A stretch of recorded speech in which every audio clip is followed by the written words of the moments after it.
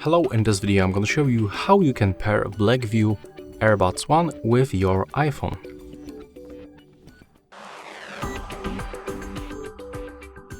So to do this, you have to input both earbuds inside this charging case, and for sure you have to charge them at least to the 50%. At the bottom you can find input for the USB-C cable.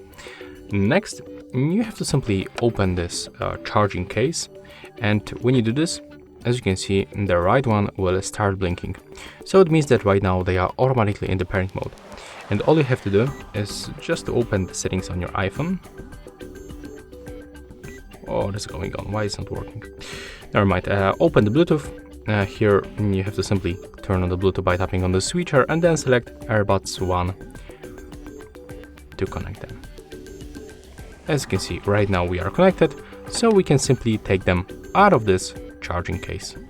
And right now we are able to listen to the songs, musics, and other stuff like that. You know what I mean. So that's all for this video. Hope you like it.